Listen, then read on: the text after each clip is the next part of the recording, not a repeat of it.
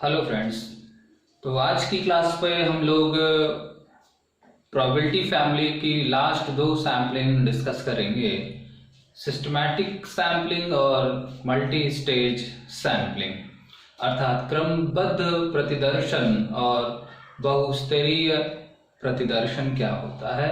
Last class पर हम लोगों ने क्लस्टर सैम्पलिंग पढ़ी थी और उस क्लस्टर सैम्पलिंग के टाइप्स डिस्कस किए थे, जिसमें one stage cluster sampling, two stage cluster sampling and multi stage cluster sampling.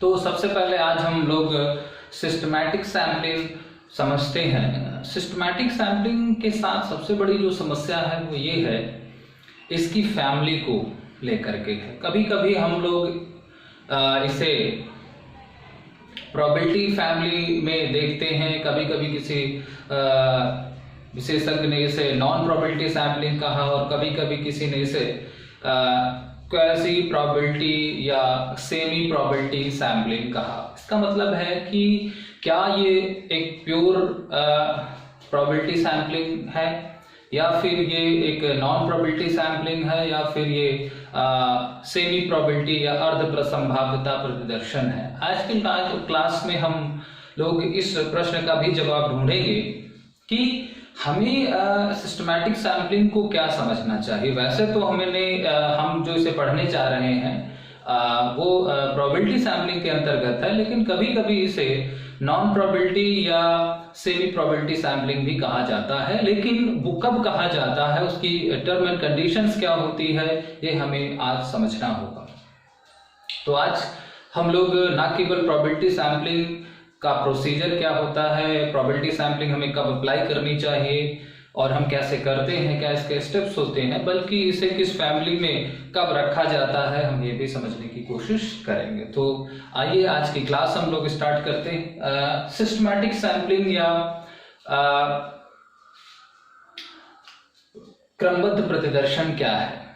पहली चीज तो इसका मीनिंग समझने से पहले इसे हमें किस तरह की पॉपुलेशन पर अप्लाई करना चाहिए, ठीक है।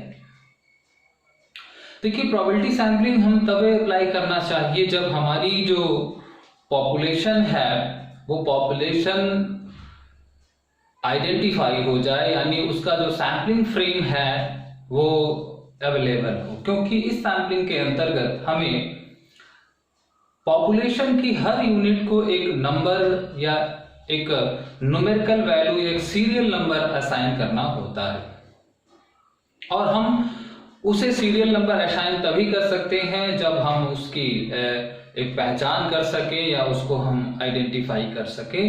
तो कहने का तात्पर्य ये है कि हम इसे एक फाइनाइट पॉपुलेशन में ही अप्लाई कर सकते हैं। दूसरा, साइज कितना बड़ा हो, तो पॉपुलेशन बहुत लार्ज ना हो। एक स्मॉल पॉपुलेशन के लिए 15,000, 20,000, 22,000, 25,000, 30,000 तक की चीजों को हम डिक्शनरी फॉर्म में लेकर के आ सकते हैं। तो एक स्मॉल एंड आइडेंटिकल पॉपुलेशन पर ये अप्लाई की जानी चाहिए या यूज होती है। अब ये सैम्पलिंग है क्या, या इस सैम्पलिंग को हम और क्या कहते हैं। तो इस सैम्पलिंग का जो अल्टरनेटिव नेम है वो कभी कभी हमें इसे ऑर्डर सैम्पलिंग भी कहते हैं। इसे हम ऑर्डर सैम्पलिंग भी कहते हैं। अब ये ऑर्डर क्या होता है ये अभी हमको समझ में आएगा। तो देखिए, जब भी चूंकि हम इसको एक रैंडम परिवार का एलिमेंट मानते हैं या रैंडम परिवार की एक तकनीक मानते हैं, तो जब भी सैम्पलिंग के समय हम रैंडम प्रोसेस स्टार्ट करने से पहले अपनी पॉपुलेशन का सैम्पलिंग इंटरवल कैलकुलेट कर लें या फाइंड कर लें, तो ही वो जो सैम्पलिंग है वो सिस्टमैटिक या ऑर्डर सैम्पलिंग कहलाती है। इसका मतलब अगर इसका मीनिंग है व्हेन वी फाइंड या when we calculate sampling interval before applying random sampling process is called systematic sampling। तो इसका मीनिंग सिंपल है कि when we calculate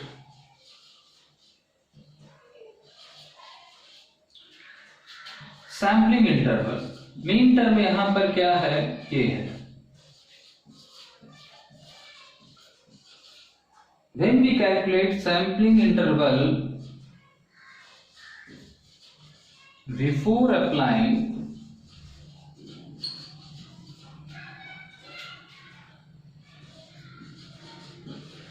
random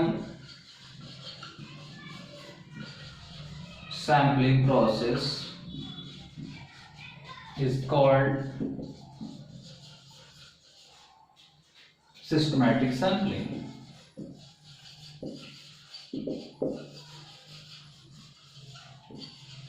मतलब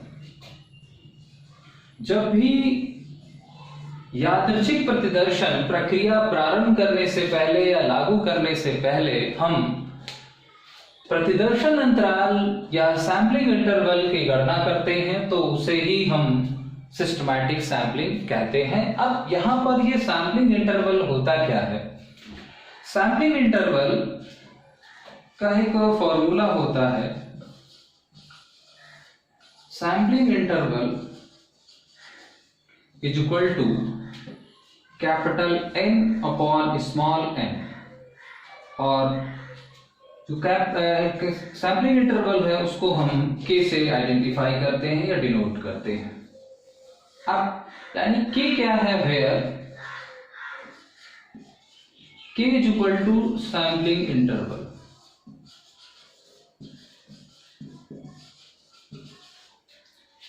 N population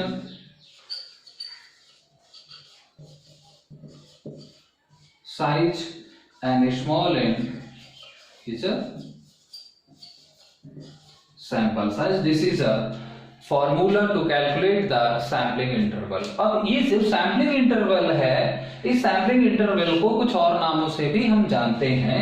sampling interval is also called degree of randomness, जैसे हम इसको sampling interval कहते हैं,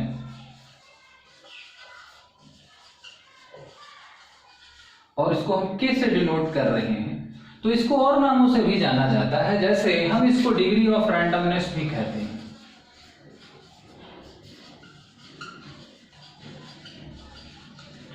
या हम इसको फिक्स पीरियोडिक इंटरवल भी कहते हैं। तो ये दो और नामों से भी हम इसको जानते हैं K को।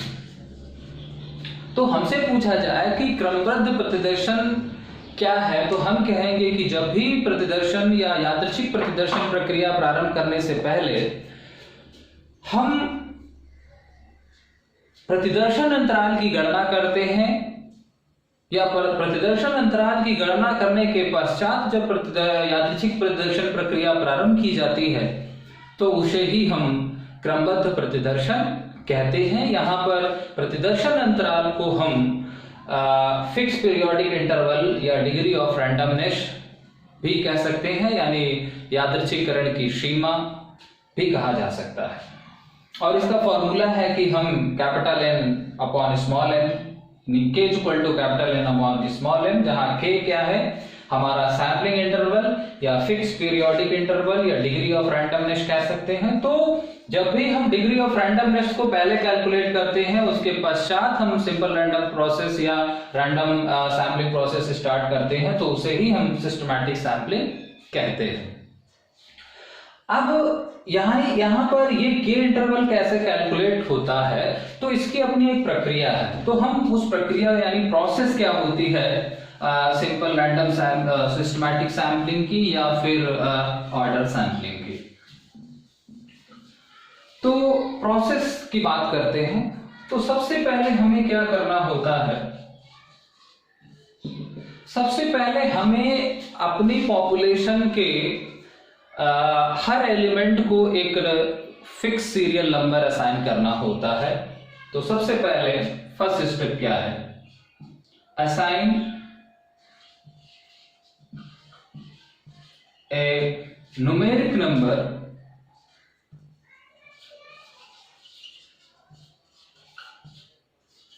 टू ईच या टू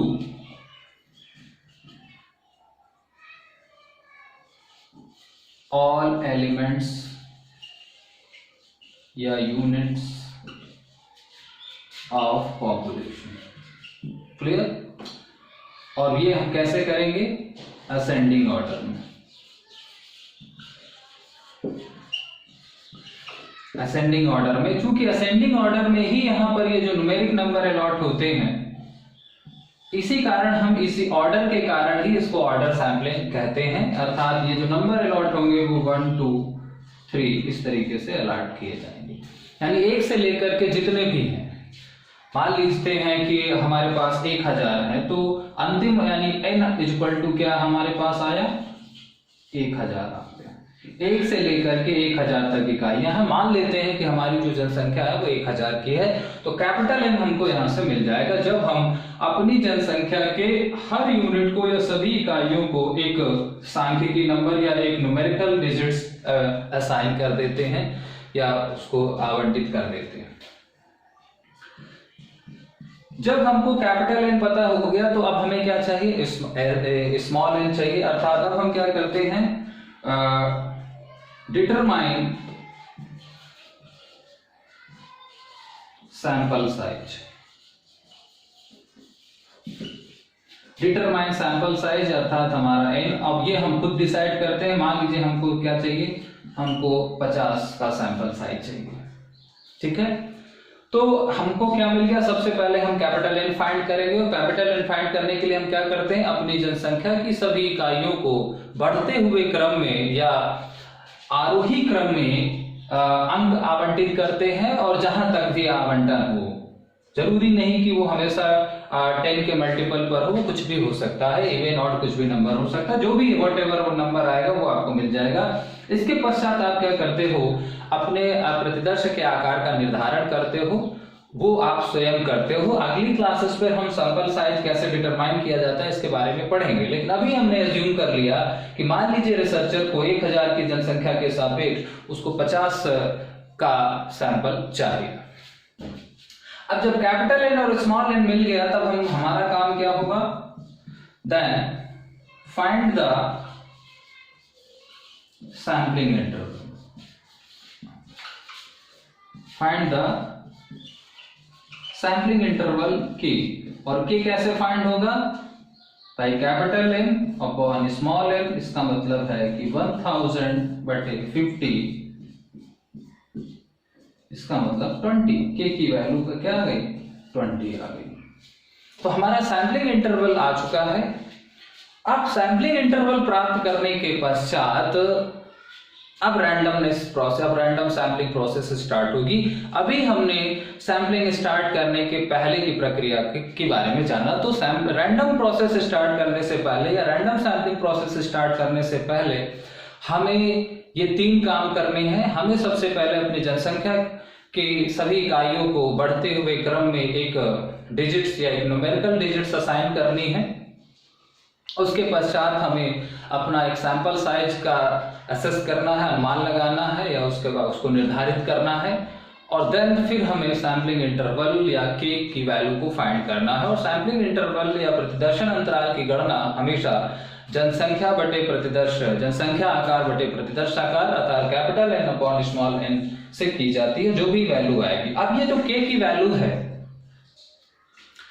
अब के की वैल्यू यहाँ पर तो एक इंटीजर है या एक होल नंबर है। कभी कभी ये एक फ्रैक्शन में भी आएगा या नॉन इंटीजर वैल्यू आ जाएगी, या हम कहें दशमलव में आ जाएगा। जैसे ये 20 ना होकर के 20.5 होता। तो 2 केस होंगे। जब आप के की वैल्यू या सैंपलिंग इंटरवल निकालेंगे तो उसमें 2 परिस्थितियां उत्पन्न होंगी। या तो जो के की वैल्यू है वो एक कंप्लीट नंबर आएगा, और या फिर वो एक डेसिमल नंबर या एक फ्रैक्शन वैल्यू आएगी, अर्थात दशमलव संख्या में आएगी, या एक इनकम्प्लीट नंबर आएगा। तो एक इंटीजर होगा या नॉन इंटीजर होगा। तो इससे 2 परिस्थितियां उत्पन्न होती हैं, और इन्हीं 2 परिस्थितियों के आधार पर ही ये सैंपलिंग 2 प्रकार की डाइवर्ट हो जाती है या 2 डायरेक्शंस में मूव कर जाती है। तो जब आप इतना कर लेते हैं, जब आप के की वैल्यू फाइंड कर लेते हैं, तो के या तो आपका एक होल नंबर होगा या फिर एक इनकम्प्लीट नंबर या एक फ्रैक्शन नंबर होगा। तो जब वो होल नंबर होगा या जब एक फ्रैक्शन नंबर होगा या एक पूर्णांक संख्या होगी, एक दशमलव संख्या होगी, तो दोनों परिस्थितियों में हम अलग अलग तरीके से सैंपलिंग करते हैं। तो अब हम आगे की कहानी जरा समझते हैं। मान लीजिए हमने k की वैल्यू फाइंड कर ली और k की वैल्यू क्या आ गई, 20 आ चुकी है। अब रिसर्चर दो तरीके से काम करेगा। जब हम सैंपलिंग इंटरवल फाइंड कर लेते हैं तो सैंपलिंग इंटरवल फाइंड करने के पश्चात we go into different mode, we go in two way. अब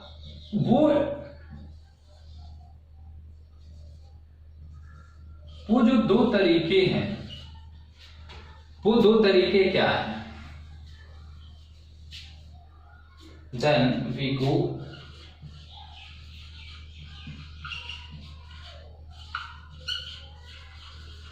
two ways. तो टू वेज क्या होंगे? पहला, लीनियर सिस्टमैटिक सैंपलिंग,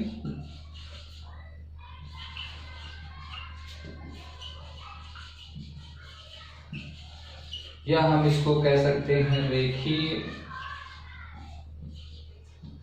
क्रमबद्ध प्रतिदर्शन,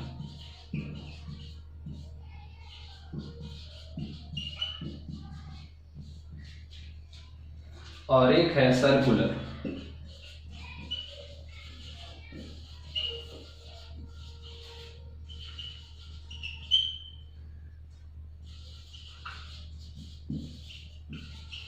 या हम इसको वृत्तीय क्रमबद्ध प्रतिदर्शन कहेंगे। तो सिस्टमैटिक सैंपलिंग दो तरह की होती है, एक लीनियर सिस्टमैटिक सैंपलिंग होती है और एक सर्कुलर सिस्टमैटिक सैंपलिंग होती है। अब ये सैंपलिंग हम कब इस्तेमाल करते हैं? ये सैंपलिंग हम कब इस्तेमाल करते हैं? मोस्टली हम इसका इस्तेमाल तब करते हैं जब when we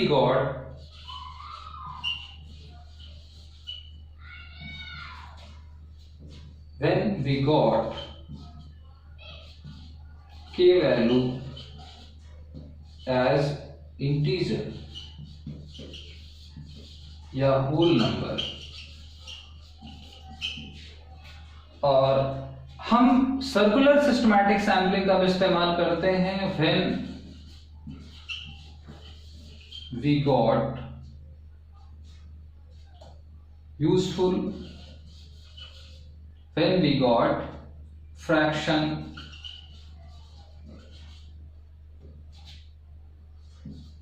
k value। Clear? तो हम कब इस्तेमाल करते हैं लीनियर सिस्टमैटिक सैंपलिंग को और सर्कुलर सिस्टमैटिक सैंपलिंग को? इसका जवाब मिला क्योंकि जब हमने k की वैल्यू फाइंड की तो हमने कहा कि k की वैल्यू या तो वो एक होल नंबर होगी या फिर वो एक फ्रैक्शन नंबर होगी। तो अगर k की जो वैल्यू है वो एक होल नंबर या एक इंटीजर वैल्यू आती है तो वो यानी एक पूर्ण संख्या होती है, तब हम लीनियर सिस्टमैटिक सैंपलिंग का इस्तेमाल करेंगे। और जब वो हमारी जो k वैल्यू है वो फ्रैक्शन फॉर्म में होगी या भिन्न के रूप में या डेसिमल नंबर में होगी, दशमलव के रूप में होगी। जैसे मान लीजिए कि यहाँ पर k वैल्यू क्या है, 20 है, 10 है, 5 है, तो हम ये इसका इस्तेमाल करेंगे। लेकिन अगर एग्जांपल के तौर पर k की वैल्यू है 20.5 या 2.5 या 2.63 कुछ इस तरह की वैल्यू है, तब हम सर्कुलर या वृत्तीय क्रमबद्ध प्रतिदर्शन विधि का इस्तेमाल करते हैं। तो अब जरा हम एक एक को समझते हैं। तो k की वैल्यू फाइंड करने तक की प्रक्रिया हम लोगों ने समझ ली है। अब k की वैल्यू जब फाइंड हो जाती है और k की वैल्यू जब आपकी एक होल नंबर होती है तो उसके आगे हम अपना सैंपल कैसे सेलेक्ट करते हैं या हमें अपना सैंपल कैसे प्राप्त होता है, जरा इसको समझते हैं। तो लीनियर में क्या होता है? लीनियर यानी रेखी, मतलब एक रेखा में वो सारी इकाइयां यानी एक स्ट्रेट लाइन में सारी यूनिट्स को उसने क्या किया, सिस्टमैटिकली अरेंज किया असेंडिंग ऑर्डर में। मान लीजिए हम लोगों ने किया तो 1 2 3 4 5 6 7 8 9 10 11 12 13 14 15 16 ऐसे करते करते करते n तक होगा। क्लियर? समझ रहे? और अब मान लीजिए हम k की वैल्यू क्या है, चूंकि यहाँ पर स्पेस की वजह से k की वैल्यू हम 10 या 20 ना लेकर के हमने मान लिया k की वैल्यू क्या है, 5 है। तो हमारी जो k की वैल्यू है वो क्या है, 5 है। क्लियर? अब अगर 10 होता तो हम 10 को k की रखते और 20 होता तो 20 रखते। तो फॉर एग्जांपल k की वैल्यू क्या मिली हमको कैलकुलेट करने पर, हमको k की वैल्यू क्या मिली, 5 हमने मान ली। 6 भी हो सकती है, 7 भी हो सकती है, 8 भी हो सकती है, जरूरी नहीं कि वो 5 या 10 के मल्टीपल पर हो, ये कुछ भी हो सकता है। बट यहाँ पर हम लीनियर मेथड का इस्तेमाल करते हैं जब वो एक होल नंबर होगा, एक पूर्णांक संख्या होगी। अब इसमें लीनियर सिस्टमैटिक सैंपलिंग में जो सबसे महत्वपूर्ण बात है वो है सिलेक्शन स्टार्ट पॉइंट कैसा होता है, क्योंकि इसी से ये दोनों में डिफरेंशिएट किया जाता है। तो लीनियर सिस्टमैटिक सैंपलिंग में सबसे पहले डिजिट क्या होंगे, देखिए ध्यान रहे इसमें जीरो तो होगा नहीं, क्योंकि जब हम न्यूमेरिकल डिजिट्स असाइन किए होंगे अपने पॉपुलेशंस को तो उसको स्टार्ट पॉइंट हमेशा 1 से होती, तो पहला नंबर तो 1 ही होगा। और पहले नंबर और फिर के नंबर क्या होगा, या जो के वैल्यू है, तो पहला एलिमेंट मान लीजिए 10 होता तो 10 और 1 के बीच, या 20 होता तो 20 और 1 के बीच। तो पहला जो एलिमेंट चुना जाता है वो रैंडमली चुना जाएगा, कब, कहां, किसके किसके बीच, 1 एंड के बीच का। तो स्टार्ट पॉइंट जो होता है लीनियर सिस्टमैटिक सैंपलिंग में वो होता है बिटवीन 1 एंड के, और वो भी कैसे, रैंडम। तो रैंडम स्टार्ट बिटवीन 1 एंड के, यानी हमें यहां पर क्या करना है, पहला step, random start between 1 and के। क्लियर?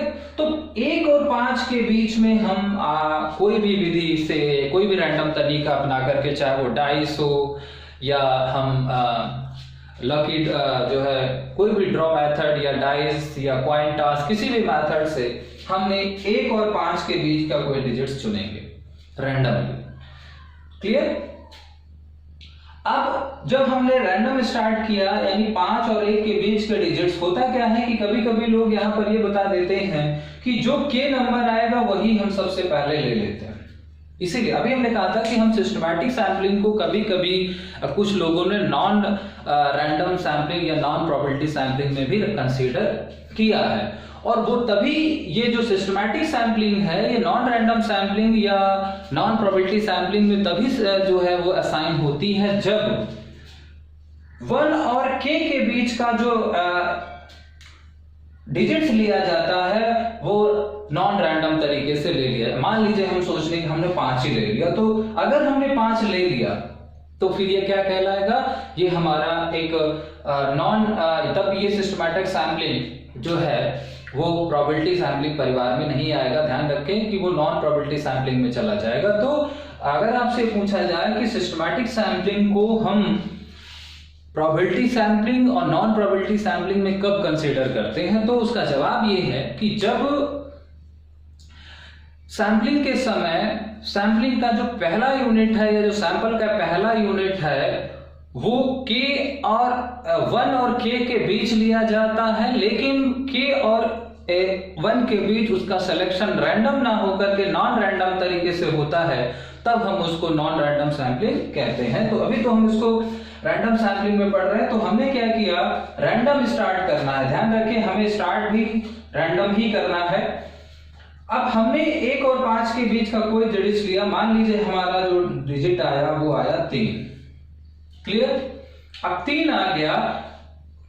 अब 3 के बाद क्या करना है, दूसरा स्टेप, तो मान लीजिए हमने random start between 1 and k किया, एंड देन फिर k के बाद जो भी हमारा k इंटरवल या सैंपलिंग इंटरवल है उसके एक रेगुलर इंटरवल पर उसके बाद हम चीजों को लेते जाएंगे। अर्थात 3 ले लिया, फिर 1 2 3 4 5 हम इसको ले लेंगे, फिर 1 2 3 4 5 हम इसको ले लेंगे, फिर 1 2 3 4 5 यानी 18 ले लेंगे और हम कॉन्टिन्यूअस ऐसे करते चले जाएंगे। अर्थात कॉन्टिन्यूअस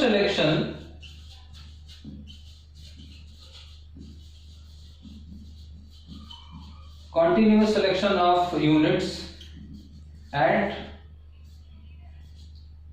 के इंटरवल,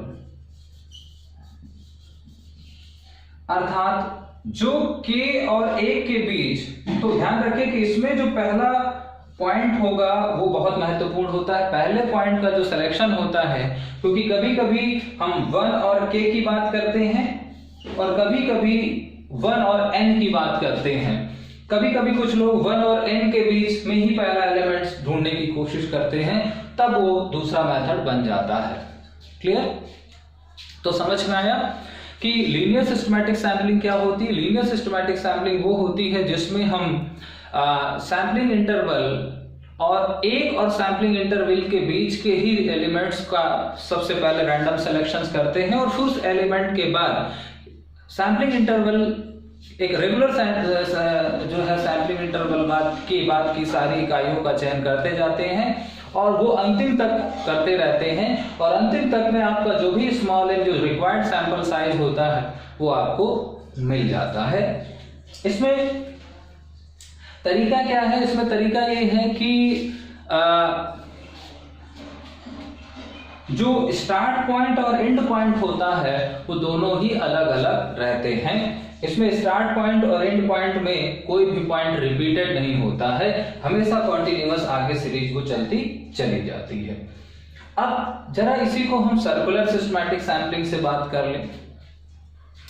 सर्कुलर सिस्टमैटिक सैंपलिंग का मतलब है कि मान लीजिए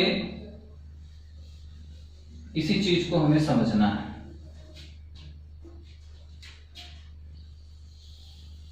अब इसमें चीजें जो है वो लीनियर नहीं होंगी,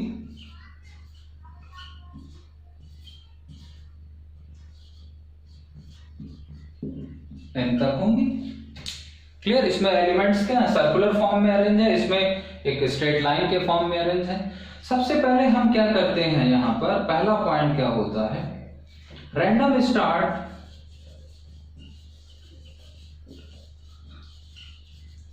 बिटवीन 1 एंड n। जो पहली चीज डिफरेंस है कि इसमें जो पहला पॉइंट होता है वो पहला पॉइंट 1 और k के बीच में रैंडमली सेलेक्ट किया जाता है। इसमें जो पहला स्टार्ट पॉइंट होता है, ठीक है, वो होता है 1 और n के बीच में। यही मेजर डिफरेंस होता है सर्कुलर। अब मान लीजिए हम इसका इस्तेमाल कब करते हैं, जब हमारा जो k होता है वो k मान लीजिए 2.6 आया, तो अब k है 2.6, तो या तो हम इसको 2 मान लें या हम इसको मान लें 3। तो हमारे इसके लिए के इंटरवल क्या होगा, या तो के इंटरवल हम 2 ले लें, 6 को इग्नोर करें, या फिर 2.6 को हम क्या मान लें 3। तो हमें दोनों इंटरवल पर चीजें देख सकते हैं। तो मान लीजिए कि 1 और n के बीच जब हमने चुना तो पहला एलिमेंट्स क्या आ गया, पहला एलिमेंट्स मान लीजिए आ गया हमारा 8 या 98 या कुछ भी हो सकता है, मान लीजिए 100 लोग हैं यहाँ पर, ठीक है। तो अब इसके बाद क्या है, अगर हम 2 इंटरवल लेंगे तो क्या होगा, 9 और 10 ये इंटरवल आ जाएगा, फिर इसके बाद क्या होगा 11 तो 12 आ जाएगा। तो हम इंटरवल क्या लेकर के चल रहे थे, 2 इंटरवल लेकर के यहाँ पर चल रहे थे। अब 3 इंटरवल लेंगे तो यहाँ पर आ जाएगा। तो यहाँ पर क्या होगा, चीजें स्टार्ट पॉइंट और एंड पॉइंट रिपीट हो सकता है यहाँ पर, क्योंकि चीजें सैंपल हो सकता है कि 98 पर हो, 99 पर हो, तो रिपीट होते होते फिर से साइकिल रिपीटेड हो जाएगी। मेजर चीज जो ध्यान में रखनी है उसमें ये रखना है कि लीनियर सिस्टमैटिक सैंपलिंग में जो पहला एलिमेंट होता है वो 1 और k के बीच डिसाइड किया जाता है रैंडम तरीके से, और सर्कुलर जो सिस्टमैटिक सैंपलिंग होती है उसमें जो पहला एलिमेंट डिसाइड होता है वो 1 और n के बीच में डिसाइड होता है। दूसरी बात कि जो लीनियर सिस्टमैटिक सैम्पलिंग है, उसमें स्टार्ट और एंड पॉइंट की पुनरावृत्ति नहीं होती, यानी दोनों हमेशा अलग अलग रहते हैं और इससे हमें एक ही सैंपल मिलने की संभावना होती है। जबकि क्रमबद्ध या जो वृत्तीय क्रमबद्ध प्रतिदर्शन है, इसमें प्रारंभ और अंतिम बिंदु में से कोई बिंदु का जो है कि पुनरावृत्ति हो सकती है और इससे हमें एक से अधिक सैंपल भी मिल सकते हैं। इसमें दो तरीके की चीजें होती हैं, इसको एक उदाहरण से और भी आप समझ सकते हैं। यहाँ पर एक तो हमारा ये आसान तरीका है कि इसको एक बार और समझ लेते हैं, क्योंकि थोड़ा सा डिफिकल्ट भी है, तो हो सकता है अभी आपको समझ में ना आया हो। तो लीनियर आसान है, इसमें कुछ समझना नहीं है, लेकिन सर्कुलर को हम और थोड़ा सा अच्छे तरीके से देखते हैं।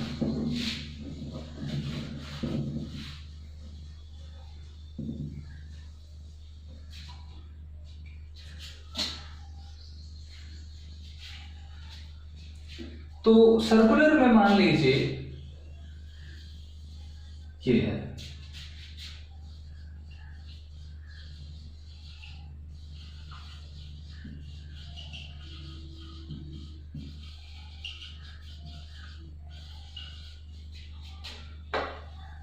मान लीजिए यहां पर ए, बी, सी, डी और ई, ये 5 एलिमेंट्स हैं। क्लियर? एफ भी ले लीजिए, तो मान लीजिए हमारा एन कितना है, 6 है, स्मॉल एन हमें क्या चाहिए, 2 चाहिए। ठीक है, तो अब यहां पर हमारा के इंटरवल क्या होगा, एन अपॉन एन मतलब 3 होगा, क्योंकि हमने 6/2 किया तो 3 मिल गया। ठीक है, चलिए, तो हमने पहला पॉइंट स्टार्ट किया, यानी हम जो है वो 1 और k के बीच में, n के बीच में स्टार्ट किए। तो मान लीजिए हमारा पहला पॉइंट क्या आ गया, f आ गया। रैंडमली स्टार्ट किया हमने, तो पहला पॉइंट क्या है हमारा, f आ गया। तो f के बाद क्या इंटरवल है, 1 2 3, यानी f और c। दूसरा तरीका, फिर f के बाद क्या है, a है, तो यानी B C D, यानी फिर है A और उसके बाद क्या आया, D आया। फिर इसके बाद क्या है, B है, तो B के बाद क्या आएगा, E आएगा। फिर इसके बाद क्या है, C है, और C के बाद क्या आएगा, F आएगा। फिर इसके बाद क्या है, D है, और D के बाद क्या आएगा, A आएगा। फिर इसके बाद क्या है, E है, तो E के बाद क्या आएगा, B है, क्योंकि हमने क्या 3-3 का गैप लेकर के चल रहे हैं। और तो आप ये देखें कि आपका जो स्टार्ट पॉइंट था वो कई दफा रिपीट हो गया, या जो आपका जो एंड पॉइंट था, एंड पॉइंट क्या था, इसमें एंड पॉइंट मान लीजिए F था, F रिफर्ड, स्टार्ट पॉइंट क्या था, A था, तो आप देखें कि A भी कई बार रिपीट हो गया। तो ये क्या तरीका है, ये है हमारी सर्कुलर सैंपलिंग। और इसमें आपको कितने सैंपल मिल रहा है, 1 2 3 4 5 6 सैंपल मिल रहा है। यानी जो हमने कहा था कि लीनियर सैंपलिंग और सिस्टमैटिक सैंपलिंग में, सर्कुलर सैंपलिंग में जो डिफरेंस की बात की जाए, तो एक सर्कुलर सैंपलिंग तो सिंपल था, जिसमें हम लोगों ने क्या किया था,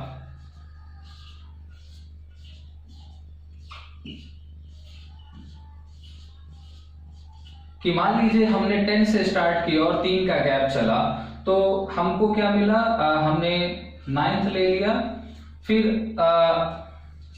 3 का गैप है तो फिर हमने 2 ले लिया। फिर गैप है तो 5 ले लिया।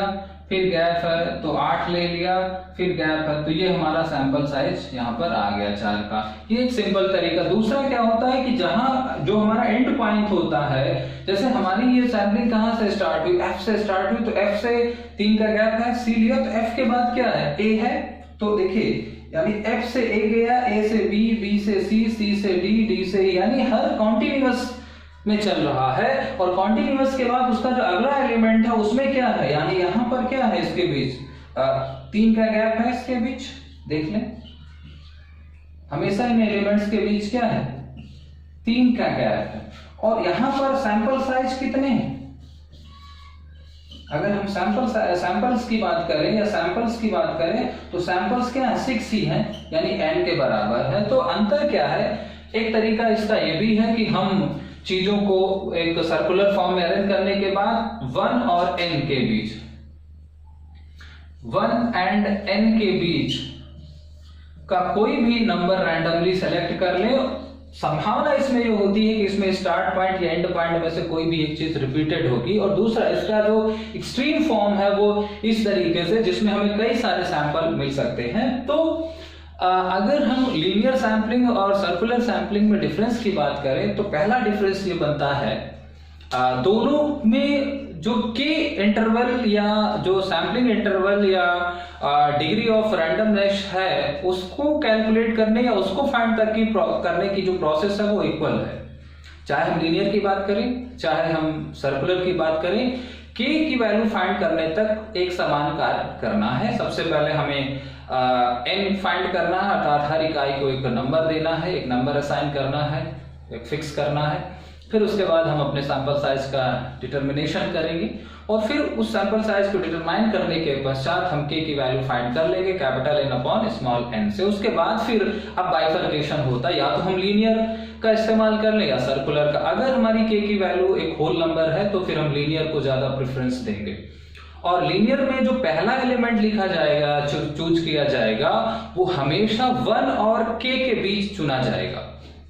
ध्यान रखें, 1 और k के बीच ही पहला एलिमेंट चुना जाता है रेखीय क्रमबद्ध प्रतिदर्शन में। जबकि जब हमारा k एक नॉन इंटीजर वैल्यू या एक फ्रैक्शन नंबर होता है तो फिर हम सर्कुलर को प्रेफर करते हैं। ऐसा नहीं है कि ध्यान रखें कि हमें हमेशा ऐसा करना है, ये बेस्ट तरीका हो सकता है। अगर आपका नंबर होल है तब भी आप सर्कुलर का इस्तेमाल करते हैं और कर सकते हैं, और अगर आपका नंबर फ्रैक्शन है तब भी आप कर सकते हैं। इसी ठीक प्रकार लीनियर के बारे में भी ये बात ध्यान रखिएगा कि लीनियर का भी इस्तेमाल हम तब कर सकते हैं जब हमारा नंबर के की वैल्यू होल नंबर हो या फ्रैक्शन वैल्यू हो। फ्रैक्शन वैल्यू है तो हमने कहा कि फ्रैक्शन वैल्यू लेने के दो तरीके हैं, या तो इंक्लूसिव या तो एक्सक्लूसिव। अर्थात जो फ्रैक्शन नंबर है या डेसिमल के नंबर के या होल नंबर है उसको ले लें, या फिर उसका ग्रेटर वैल्यू ले लेते हैं। तो उसके जो सबसे नियरेस्ट वैल्यू होती है नंबर की, हम उस नियरेस्ट वैल्यू को प्रेफर करते हैं। नियरेस्ट वैल्यू का मतलब है कि मान लीजिए अगर 5.2 है तो हम इसको क्या लेंगे, 5 लेंगे, लेकिन 5.6 है तो हम इसको क्या लेंगे, 6 ले लेंगे, क्योंकि ये 5 से बड़ी है। तो हमें नियरेस्ट वैल्यू करना है, लेकिन बेस्ट तरीका जो है वो यही है कि अगर आपका होल नंबर है तो आप लीनियर ले लें, और अगर फ्रैक्शन नंबर है तो आप सर्कुलर लें। लेकिन ये हार्ड एंड फास्ट रूल नहीं है, हमने कहा ये बेस्ट है, चॉइस आपकी है। आप दोनों ही परिस्थितियों में दोनों विधियों का इस्तेमाल कर सकते हैं। लेकिन सबसे उपयुक्त का जब प्रश्न आता है तो सबसे उपयुक्त वही माना जाता है कि जब आपका पूर्णांक संख्या हो के तो आप रेखीय क्रमबद्ध प्रदर्शन, और जब आपका एक फ्रैक्शन नंबर हो या दशमलव संख्या हो या डेसिमल नंबर हो तो आप सर्कुलर को ज्यादा प्रेफरेंस देंगे।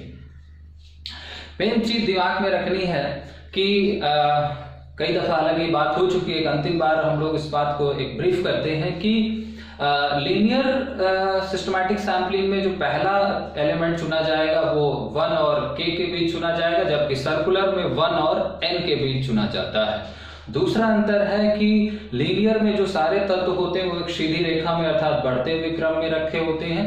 सर्कुलर में एलिमेंट्स को हम एक सर्कुलर फॉर्म में, एक वृत्तीय फॉर्म में अरेंज करना होता है। लीनियर में स्टार्ट पॉइंट और एंड पॉइंट में दोनों भिन्न भिन्न होते हैं और दोनों में किसी की भी पुनरावृत्ति नहीं होती है, जबकि सर्कुलर में स्टार्ट पॉइंट और एंड पॉइंट रिपीटेड नेचर के हो सकते हैं। क्लियर?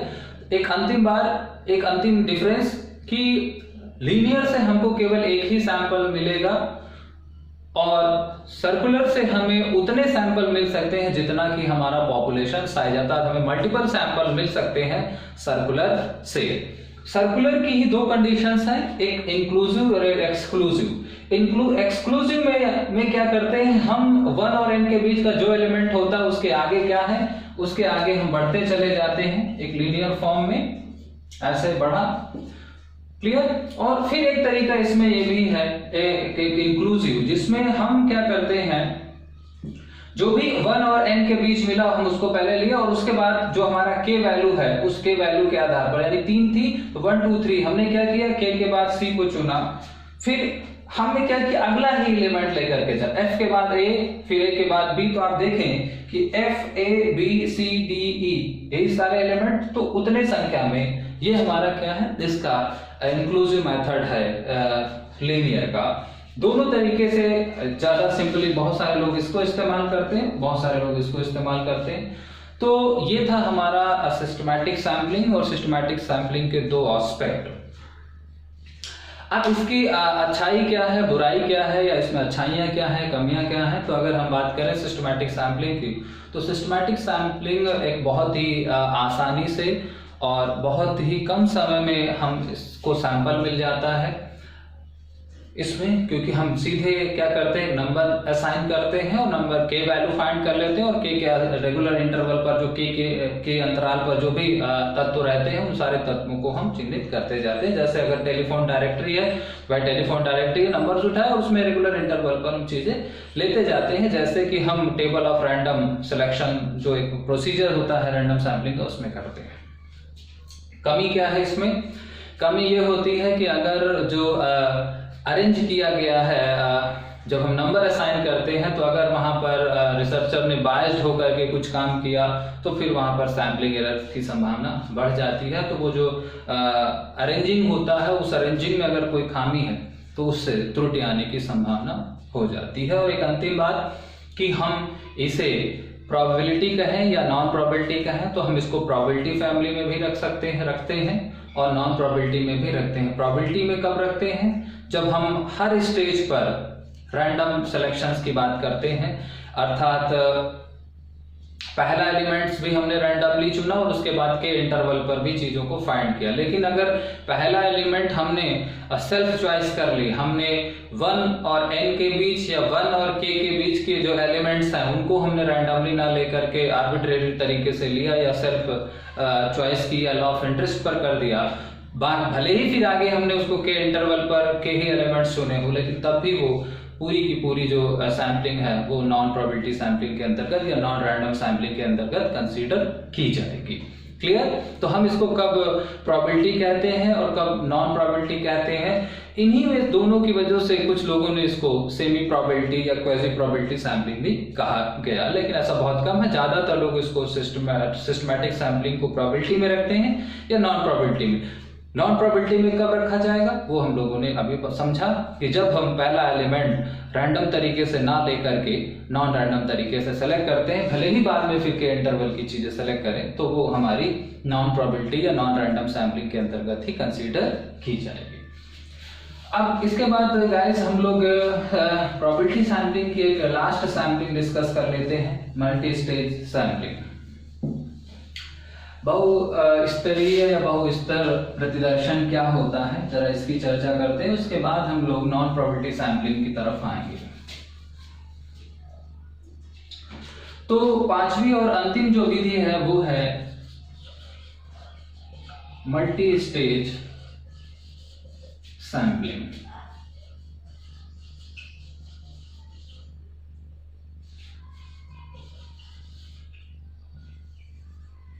मल्टी स्टेज सैम्पलिंग का मतलब है कि जब भी हम सैम्पलिंग के लिए मोर देन वन टेक्निक्स इस्तेमाल करें, when we used simply when we used more than 2 sampling techniques,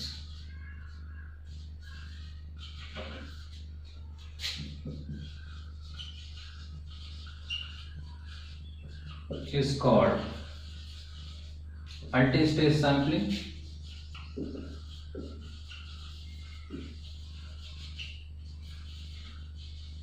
clear. तो मल्टी स्टेज सैम्पलिंग क्या है कि जब भी हम सैम्पलिंग प्रोसीजर्स के लिए या सैम्पलिंग के लिए किन्हीं 2 विधियों से ज्यादा यानी मोर देन 2 3-4 विधियों का इस्तेमाल करें तो उसको हम मल्टी स्टेज सैम्पलिंग कहते हैं। अब मल्टी स्टेज जो सैम्पलिंग होती है वो बेसिकली 2 तरीके की होती है। 2 तरीके की होती है। पहला तरीका है इसका जो है, जो पहली है वो है multi stage random sampling.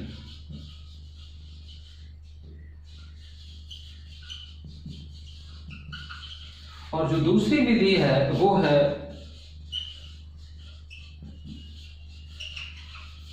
Multi stage cluster sampling, जो कि हम लोगों ने लास्ट क्लास पर पढ़ी थी। तो बहुस्तरीय यादृच्छिक प्रतिदर्शन और बहुस्तरीय गुच्छ प्रतिदर्शन, यानी बहुस्तरीय जो मल्टी स्टेज सैंपलिंग होती है, मल्टी स्टेज सैंपलिंग में दो सैंपलिंग आती हैं, एक है मल्टी स्टेज रैंडम सैंपलिंग और एक है मल्टी स्टेज क्लस्टर सैंपलिंग। देखने में एक जैसी है लेकिन इनका प्रोसीजर्स अलग अलग होता है। इसको हम लोग समझ चुके थे। इसमें क्या होता था कि हम लोग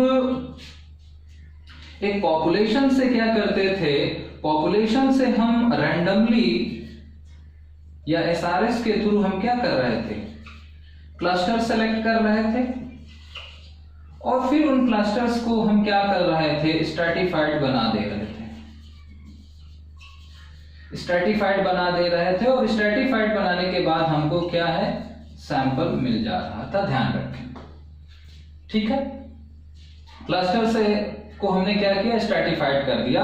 तो जब हम, यानी हमने यहां पर क्या किया, दो विधियां इस्तेमाल की कि हमने पहले इसको क्लस्टर्स में डिवाइड किया, फिर क्लस्टर्स से हमने सिंपली कुछ क्लस्टर्स खींचे, फिर क्लस्टर्स के साथ फिर यहां पर क्या किया, स्ट्रैटिफाइड किया और फिर स्ट्रैटिफाइड के बाद हमने एसआरएस का इस्तेमाल किया। तो हमने 3 बार में सैंपलिंग कंप्लीट कर ली। तो मल्टी स्टेज क्लस्टर सैंपलिंग आप समझते हैं क्या होता था, यानी जिसपे हम लोगों ने क्या किया, एसआरएस का यानी सिंपल रैंडम सैंपलिंग का 2 बार इस्तेमाल किया और 1 बार हमने स्ट्रैटिफाइड रैंडम सैंपलिंग का इस्तेमाल किया। ध्यान रखें कि मल्टी स्टेज क्लस्टर सैंपलिंग में 3 स्टेजेस में ही हमको सैंपल मोस्टली मिल जाता है। लेकिन हमें यहाँ पर आज समझना क्या है, हम इसको ऑलरेडी लास्ट क्लास पर डिस्कस कर चुके हैं। आज हमें समझना है कि मल्टी स्टेज रैंडम सैंपलिंग क्या होती है। पहली चीज तो मल्टी स्टेज रैंडम सैंपलिंग का जो मीनिंग है सबसे पहले वो समझना है हमें। तो मल्टी स्टेज रैंडम सैंपलिंग का कोई एग्जैक्ट डेफिनेशन नहीं है और ना ही कोई कन्वेंशनल प्रोसेस है या मेथड है। पहली चीज जो सबसे महत्वपूर्ण बात है उसके बारे में वो ये आपको ध्यान में रखना है कि there is no exact definition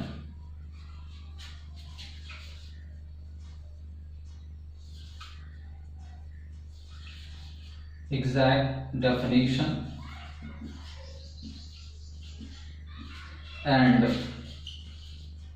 conventional methods of this sampling। पहली बात तो आपको ध्यान में ये रखनी है, यानी इसकी ना तो कोई एक निश्चित परिभाषा है और ना ही इसका कोई परंपरागत मेथड है। ठीक है, ये है क्या एक्चुअल में, दिस इज अ मिक्स और combination of SRS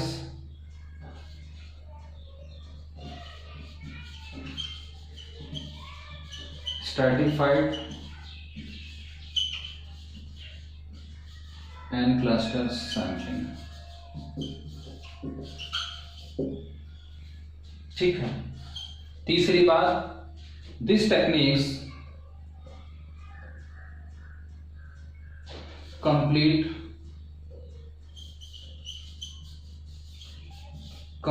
sampling process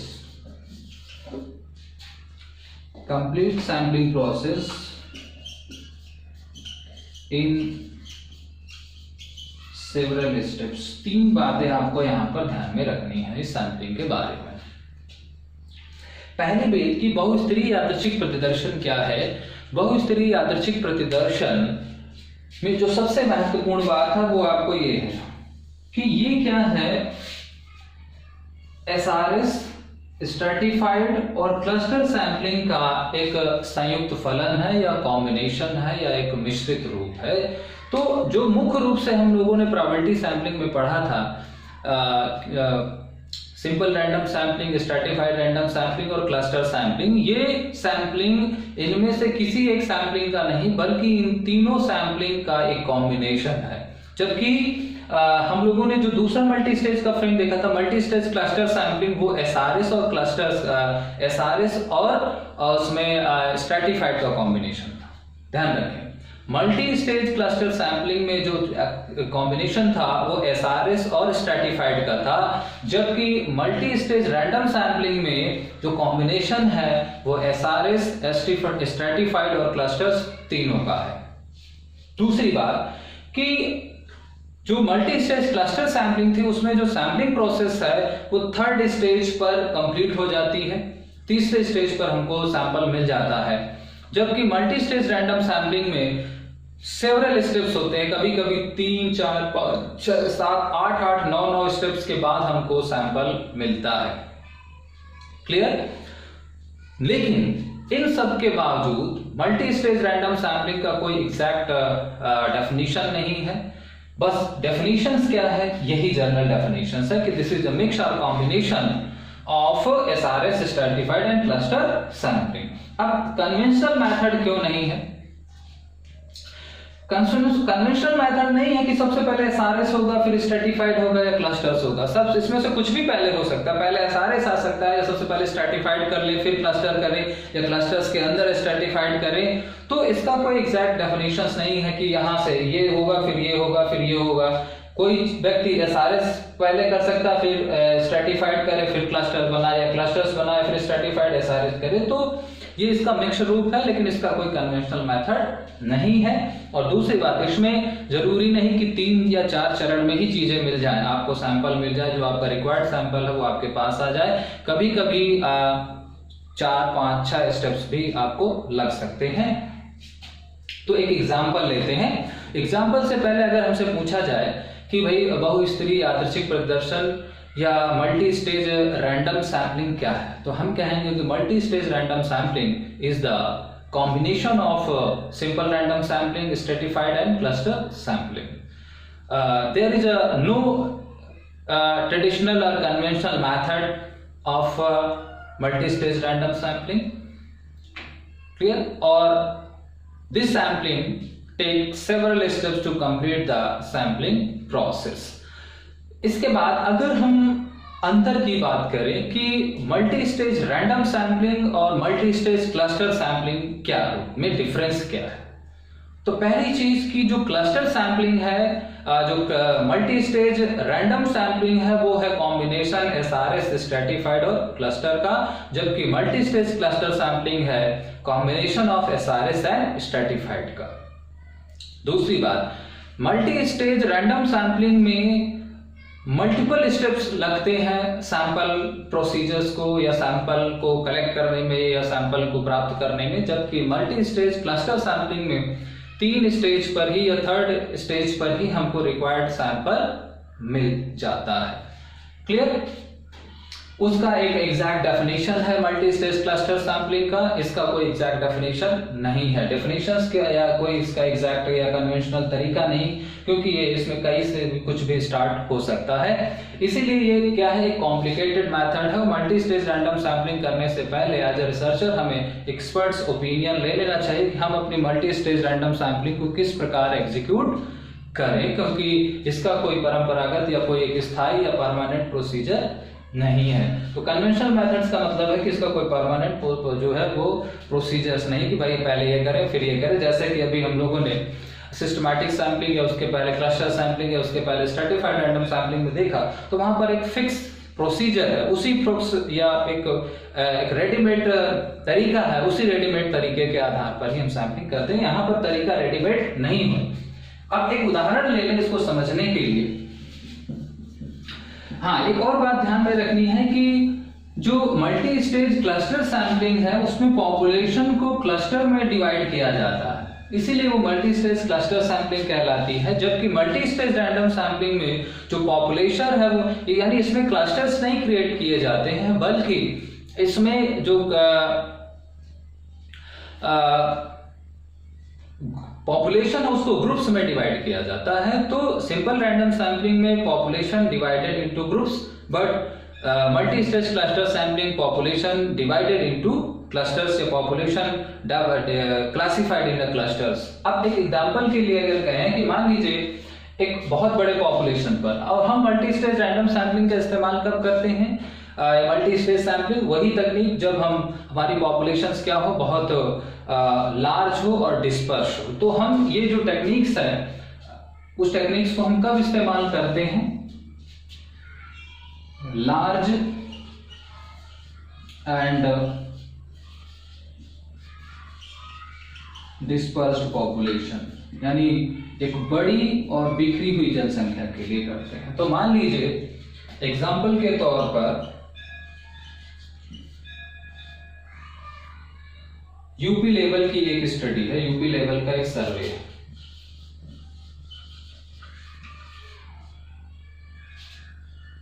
UP level survey on school students.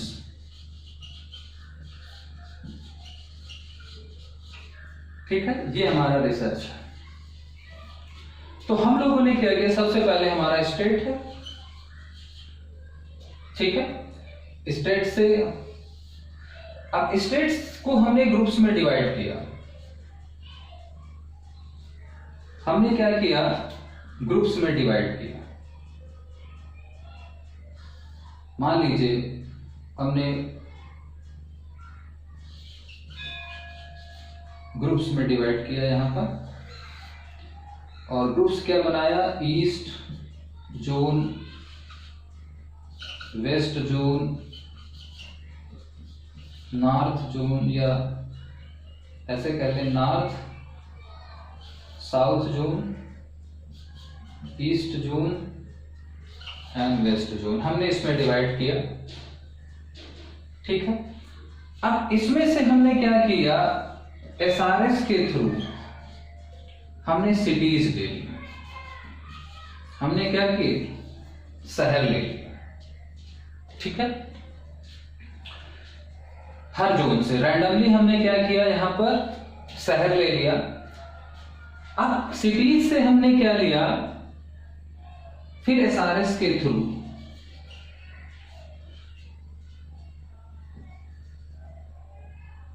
हमने तहसील ले ली।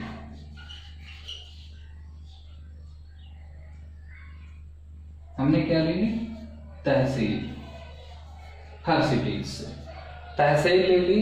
अब तहसील से फिर हमने क्या किया, एसआरएस के थ्रू हमने स्कूल ले लिया। हमने क्या ले लिया, स्कूल ले लिए। फिर स्कूल को हमने क्या किया, स्ट्रैटिफाइड कर दिया। किस पर, यूपी बोर्ड, सीबीएसई बोर्ड और आईसीएसई बोर्ड, ठीक है। और फिर उसके बाद हमने क्या किया, सॉरी यहां पर हमने एसआरएस न करके यहां पर हमने स्ट्रैटिफाइड कर दिया। हमने स्ट्रैटिफाइड कर दिया। तो एक तरीके से ये क्या था, एक तरीके से जब हमने ये चीजें किया तो हमने क्या किया, यहां पर क्लस्टर किया, फिर एसआरएस किया, फिर एसआरएस किया, स्ट्रैटिफाइड किया। किस बेसिस पर, UP board, CBSE board and ICSE board.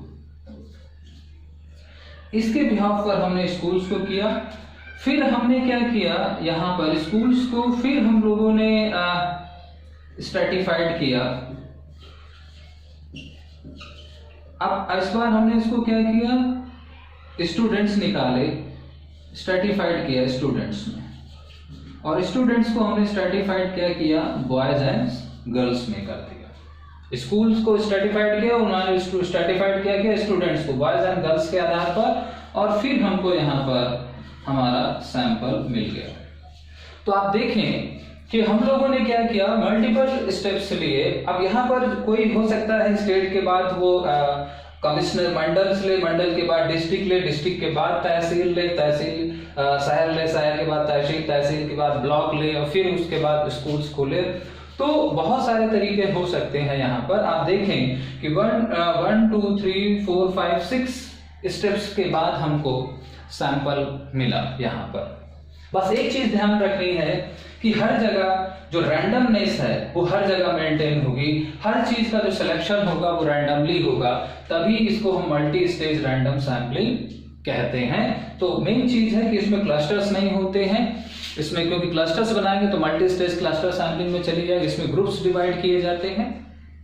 और दूसरा, हर स्तर पर यहाँ पर रैंडम सिलेक्शन होता है। अब वो रैंडम सिलेक्शन कहीं पर सिंपल रैंडम सैंपलिंग के थ्रू, कहीं पर स्ट्रैटिफाइड रैंडम सैंपलिंग के थ्रू, कहीं पर क्लस्टर सैंपलिंग के थ्रू होगा। लेकिन इसमें क्लस्टर सैंपलिंग इस्तेमाल होगी, लेकिन क्लस्टर्स नाम जनरली हम इसमें इस्तेमाल नहीं करते। हालांकि कुछ लोग कहते हैं कि हम यहाँ पर क्लस्टर्स भी इस्तेमाल कर सकते हैं, लेकिन पर्सनली हमारा मानना है कि हम इस सैंपलिंग में क्लस्टर्स फॉर्मुलेशन नहीं करते हैं। हम पॉपुलेशंस को, क्योंकि क्लस्टर्स क्या होते हैं, नेचुरल ग्रुप्स होते हैं। अगर हमने क्लस्टर्स जो है सिटीज को नेचुरल सिटीज में डिवाइड किया तो फिर वो क्लस्टर्स हो भी जाएगा, क्योंकि क्लस्टर्स नेचुरल सब ग्रुप्स ऑफ पॉपुलेशन होते हैं। तो अगर आपने उनको नेचुरल, कोई भी जो हमारी लार्ज पॉपुलेशन है उससे जो ग्रुप्स निकाले वो नेचुरल है तो फिर क्लस्टर्स का नाम दे दिया जा सकता है। लेकिन अगर उसको आपने आर्टिफिशियल किया तो फिर वो ग्रुप्स कहलाएंगे, एक तरीके जैसे स्ट्रैटा होते हैं। लेकिन यहाँ पर फिर स्ट्रैटिफाइड, स्ट्रैटा में कन्वर्ट किया लेकिन स्ट्रैटिफाइड नहीं करेंगे, स्ट्रैटिफाइड का नेचर अलग होगा। वहां पर हम स्ट्रैटिफाइड करेंगे कि भाई स्कूल्स हैं तो सीबीएसई के स्कूल अलग, यूपी बोर्ड्स के स्कूल अलग को हमने डिस्क्रिमिनेट किया, वहां पर जो भी आपकी रिक्वायरमेंट होगी। और फिर आप देखें कि कहीं कहीं पर हमने सिंपल रैंडम सैंपलिंग, फिर कहीं पर 2 दफा एसआरएस लगाया, 2 दफा स्ट्रैटिफाइड लगाया, और फिर यहाँ पर रैंडम सिलेक्शंस लिया, यहाँ से क्लस्टर फॉर्मुलेशंस किया और फिर क्लस्टर्स को रैंडमली सेलेक्ट किया। तो आप देखते हैं कि जो हमने मीनिंग लिखा था कि this is a combination of SRS, stratified and clusters, वो कहीं ना कहीं हमको इस एग्जाम्पल में मिल रहा है। और जो दूसरी बात थी कि इसका कोई कन्वेंशनल मेथड नहीं है।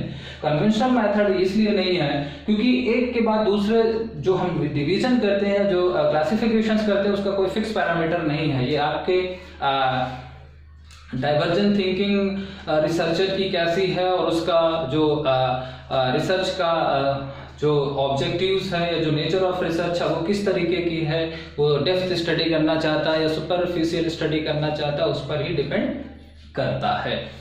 तो मित्रों, आज की क्लास में हम लोगों ने सिस्टमैटिक सैंपलिंग और मल्टी स्टेज सैंपलिंग के बारे में बात किया।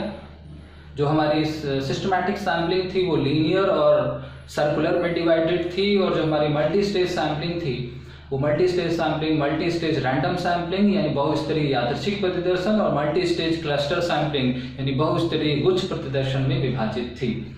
बहुस्तरीय गुच्छ प्रतिदर्शन को हम लोगों ने पूर्व की कक्षा में ही पढ़ लिया था। आज हम लोगों ने बहुस्तरीय यादृच्छिक प्रतिदर्शन को पढ़ा, जिसमें हमने ये जाना कि बहुस्तरीय यादृच्छिक प्रतिदर्शन साधारण यादृच्छिक प्रतिदर्शन, स्तरित यादृच्छिक प्रतिदर्शन और गुच्छ प्रतिदर्शन का एक संयुक्त फलन है। और इसमें इस सैंपलिंग की ना तो कोई एक निर्धारित परिभाषा है और ना ही इसकी कोई निर्धारित प्रक्रिया है, लेकिन ये कई सारे मेथड्स को आपस में मिलाते हुए कई सारे स्टेप्स में हमको सैंपल प्रोवाइड करती है। लेकिन जो सबसे महत्वपूर्ण बात है कि हम इसमें चाहे जितने भी स्तरों का इस्तेमाल करें, चाहे जितने भी स्टेप्स फॉलो करें, लेकिन एक स्टेप के बाद जो दूसरा स्टेप्स आएगा वो रैंडमली ही डिजाइन होगा, रैंडम सिलेक्शन ही होगा, और जो यूनिट सिलेक्शन होगा अंतिम में वो 1 by 1 होगा। कभी हम यहाँ पर ग्रुप्स में सिलेक्शन नहीं करेंगे। तो मित्रों, आपको ये 2 टॉपिक समझ में आए होंगे। अगर फिर भी इन टॉपिक से संबंधित आपकी कोई भी क्वेरीज है या कोई भी आपकी समस्या है या कोई भी आपका कोई क्वेश्चन है तो बेझिझक आप हमसे पूछें। हम आपको अगली क्लास पर निश्चित रूप से आपकी उस समस्या का यथासंभव निराकरण उपलब्ध कराएंगे। वीडियो देखने के लिए और अपने सुझाव देने के लिए आप सदैव आमंत्रित हैं, और सदैव आपके जो सुझाव है वो हमें और अच्छा करने के लिए प्रेरित करेंगे।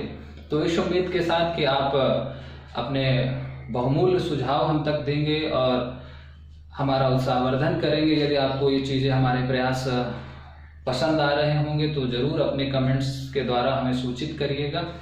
और एक गुजारिश है कि अगर आपको ये जो वीडियोस हैं या जो हमारा कंटेंट है वो पसंद आ रहा है तो आप हमारे इस प्लेटफॉर्म्स को या फास्ट ट्रैक एकेडमी के इस चैनल्स को जरूर प्रमोट करें और अपने फ्रेंड्स को या अपनी फ्रेंड सर्किल में अपने परिचितों को सजेस्ट करें ताकि वो भी इससे लाभान्वित हो सके, ज़्यादा से ज़्यादा लाभ ले सकें। तो अंत में आप सभी को वीडियो देखने के लिए बहुत बहुत धन्यवाद और फिर हम अगली क्लास पर एक नॉन रैंडम सैम्पलिंग फैमिली के साथ ज़रूर मिलेंगे। तब तक के लिए खुश रहिए, मस्त रहिए, स्वस्थ रहिए। Thank you so much.